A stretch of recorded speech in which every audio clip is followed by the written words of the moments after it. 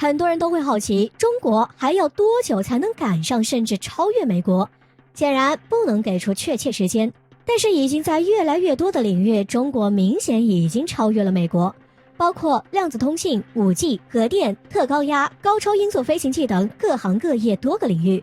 而反过来，最近美国为了赶上中国，却因一个低级错误失败了。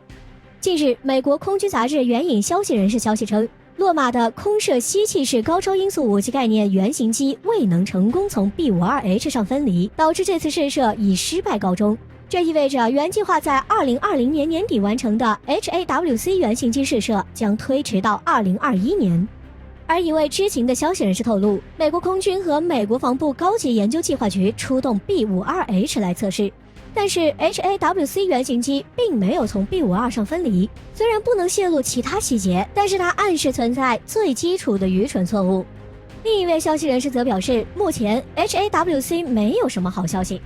其实在6月份，空军杂志也报道称，美国国防高级研究计划局和美国空军联合计划下研制的高超音速导弹发生意外事故， HAWC 原型机在飞行测试中可能意外脱离 B-52H 母机。美军 HAWC 其实从2014年就开始了，当时美国提出高超音速打击武器计划，具体分为2个方向：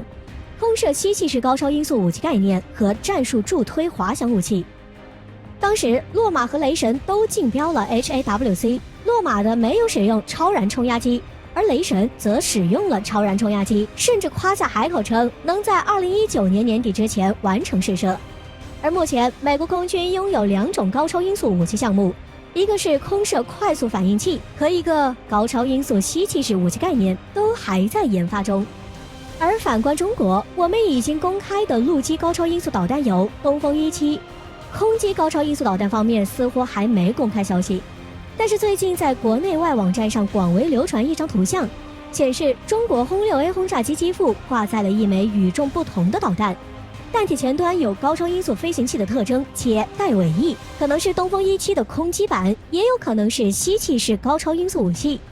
而且和之前厦门大学和北京凌空天星共同研发的加根1号大体相似。外界曾猜测，加根1号就是用来进行大型吸气式高超音速武器测试的。相信10年前甚至几年前，很多人都想不到，在尖端国防领域，美国也有追赶中国的时候，但还是要戒骄戒躁，在整体技术先进性和技术底蕴方面还是有差距。不过赶上也只是时间问题了。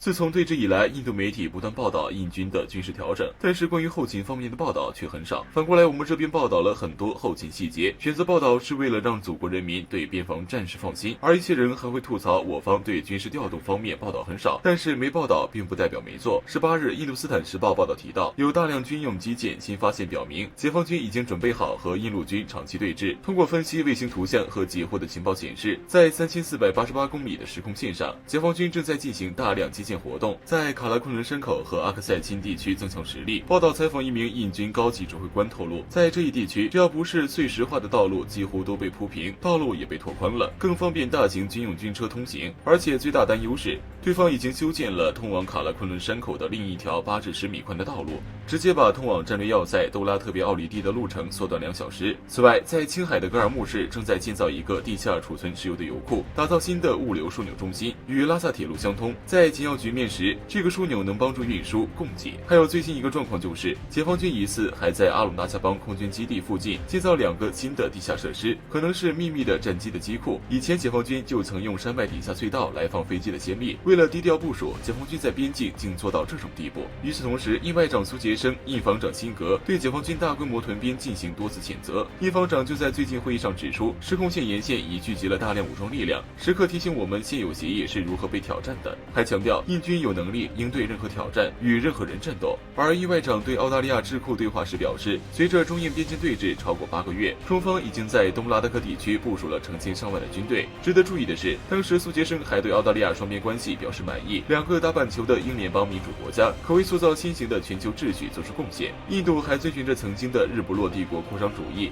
频繁侵入周边国家领土。不仅是澳洲，印度还和日本有着稳固的3边关系，还考虑和印尼、法国等国建立新的关系。关系。看来印度似乎是想越过美国，以自己为主导，再搞一个围堵圈。印军一直认为其山地部队在高原冬季有优势，南保可能会选择在冬天发起进攻，这样印度在围堵圈里更有话语权了。但是他们要敢试试，解放军就能立刻让他们试试就试试。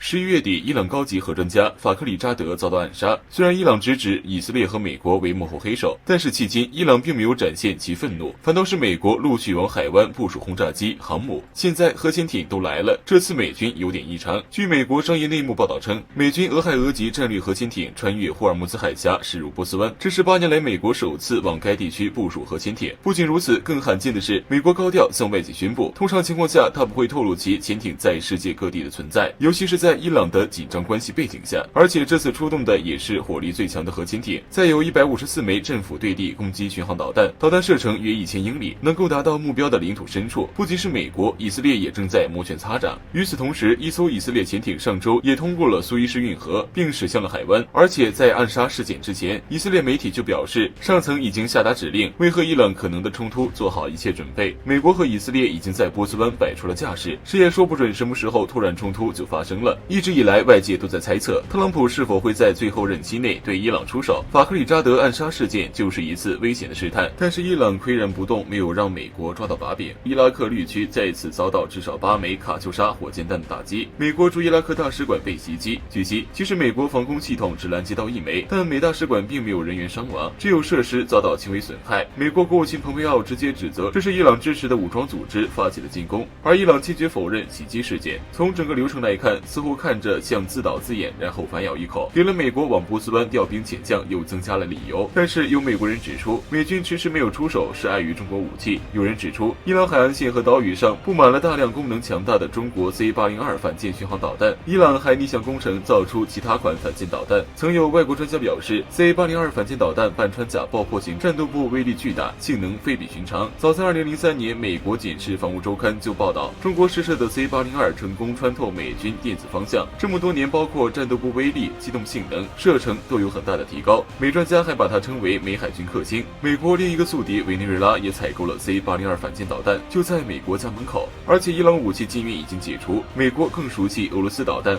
而对中国导弹实战一直还在摸索中。中国各款导弹可能成为伊朗最佳选择。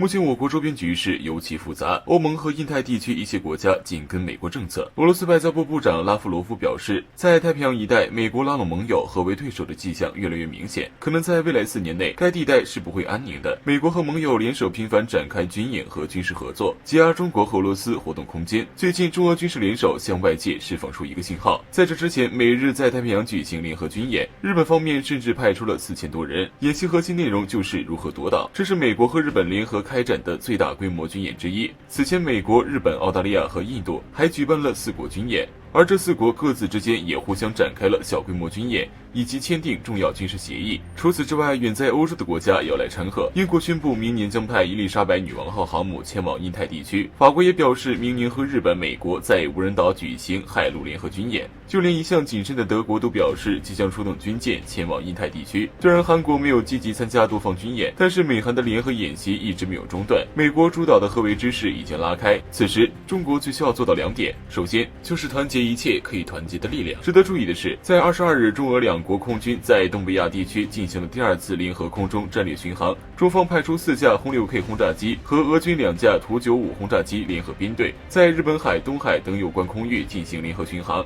引发日韩的强烈抗议。不过，据俄罗斯塔斯社报道称，在当天韩国参谋长联合会议称，4架中国军机和15架俄罗斯军机闯入了韩国防空识别区，随后韩国军机紧急升空。同样的，日本防卫省宣布，4架中国轰炸机和2架俄罗斯轰炸机在日本海和东海上空飞行，日本航空自卫队战机也紧急升空。事实上，日韩防空识别区都画得太大，这样不仅让其飞机疲于奔命，同样也表明他们作为美国桥头堡的心虚。一旦冲突，日韩则是最先打击对象，这就是跟随美国起舞的后果。而中俄联手敲日韩，震的却是美国，陆续把美国的眼睛戳瞎。除了这次联合巡航，普京也已经表明了态度，强调如今中俄之间在很多领域存在共同利益。其次，不受外界局势影响，继续保持自身发展步伐，因为落后就要挨打，只有增强自身实力，一切问题都会迎刃而解。